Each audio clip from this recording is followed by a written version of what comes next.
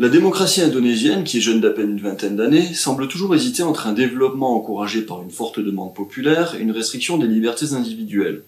Cette tension s'est illustrée dans le cadre des élections présidentielles de 2019, qui ont vu le président sortant, Joko Widodo, dit Jokowi, réélu avec près de 55% des voix. Les présidentielles ont été combinées à des élections législatives et les scrutins locaux, qui ont réuni près de 200 millions d'inscrits. Pour débuter son second mandat, le président Jokowi a procédé à différents accommodements afin de faire face aux pressions subies lors de son premier quinquennat. Celle-ci est menée d'organisations islamistes conservatrices en lien avec les oligarchies héritiers de l'ancien régime militaire. Pour les contourner, le président a procédé à plusieurs accommodements, particulièrement en nommant son concurrent direct, Prabowo Subianto, comme ministre de la Défense. Néanmoins, cette stratégie inclusiviste ne suffira peut-être pas à museler l'opposition nationaliste, hostile entre autres à son ouverture économique à la Chine.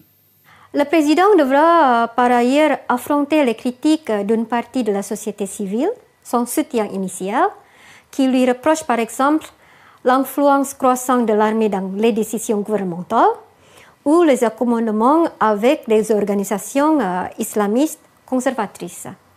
Jokowi est déjà accablé par ses anciens soutiens pour sa réponse aux manifestations massives qui ont animé le pays. Les revendications concernant le respect de la liberté d'expression et des droits citoyens ont été violemment réprimées par son appareil de sécurité, occasionnant plusieurs victimes et disparitions. Tout ceci dans un contexte où la police domine de plus en plus les fonctions de l'administration civile et laisse libre cours à une corruption systémique. À l'est du pays, en Papouasie occidentale, les violences militaires et policières sont aussi à l'origine de confrontations entre les autorités et la population. Les principaux acteurs des mobilisations papoues dénoncent des élections systématiquement truquées, la spoliation des ressources locales, ainsi que des discriminations et des violences chroniques. Face à toutes ces critiques, le gouvernement met en avant sa gestion économique marquée d'indicateurs positifs, particulièrement dans le domaine des investissements vers les infrastructures.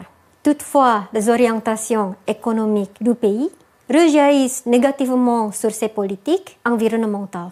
L'un des dossiers le plus polémique reste celui de l'huile de palme, dont la culture est la cause principale des immenses incendies de forêt qui ont ravagé plusieurs îles du pays. Au niveau des coopérations internationales, l'Indonésie maintient le cap qu'elle s'est fixé dès 2014 pour accroître son influence. Elle est le seul pays de l'ASEAN à faire partie du G20 et elle représente le groupe Asie-Pacifique auprès du Conseil de sécurité de l'ONU depuis le 1er janvier 2019. Le pays s'efforce de renforcer son rôle régional et de maintenir son autonomie vis-à-vis de ses partenaires en multipliant les bilatéralismes. En conclusion, le rapprochement avec des élites issues des organes de sécurité, l'importance grandissante d'un islamisme bon temps dans la vie politique, une ouverture accrue des ressources nationales au marché, sont autant d'effets de concession du camp présidentiel. Si ces mesures d'accommodement dépolarisent le paysage politique, elles ne neutralisent pas pour autant les bases militantes.